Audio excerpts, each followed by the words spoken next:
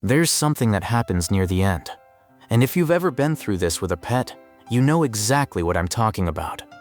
In their final days, something about them changes.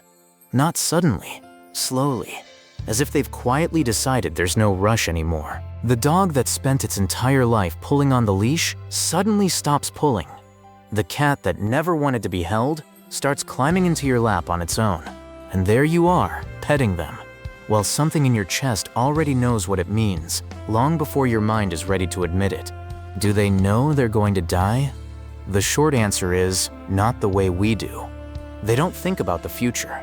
They don't calculate how much time they have left. But, and this is the important part, they feel something. They feel that something has changed. And what they do with that feeling is what leaves us speechless, because instead of pulling away, they seek you out. Instead of hiding, they stay close.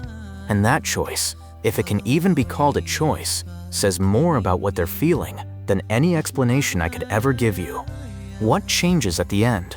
Think about the last time you saw a pet near the end of its life, your own or someone else's.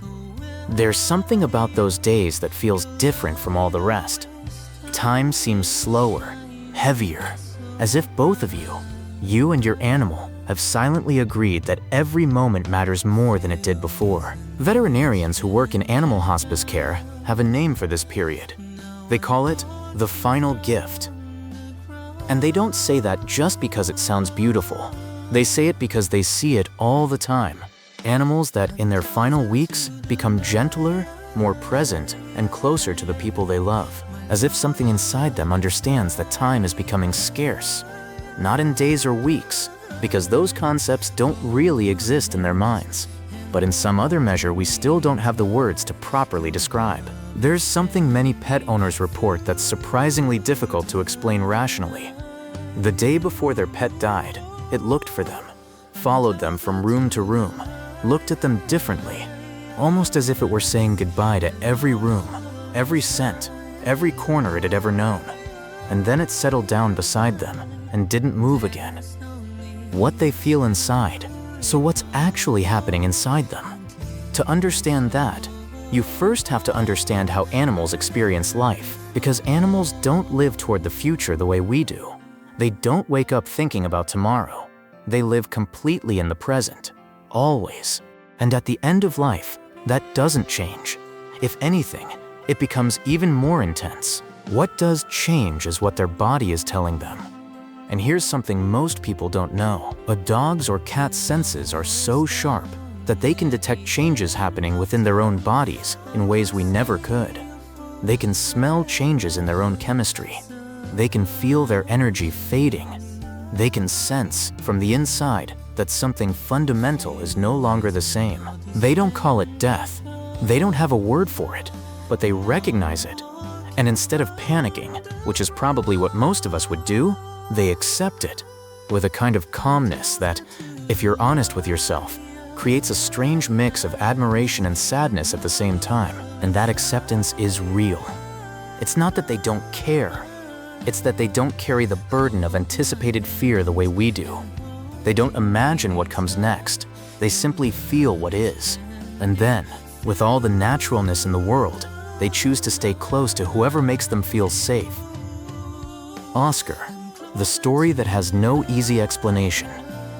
There's a story often told by people who work with animals and with patients at the end of life.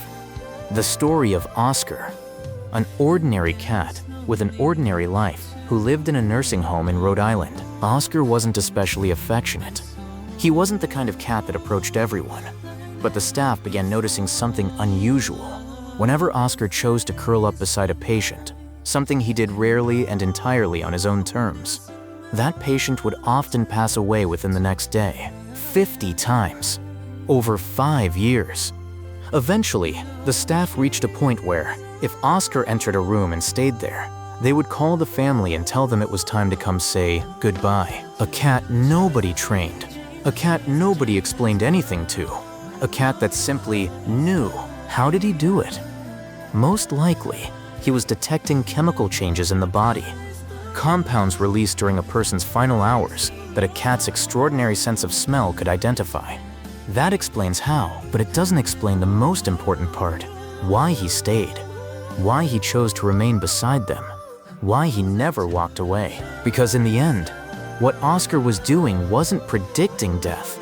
He was offering company. And that difference between predicting and accompanying may be one of the things animals do better than anyone else on Earth.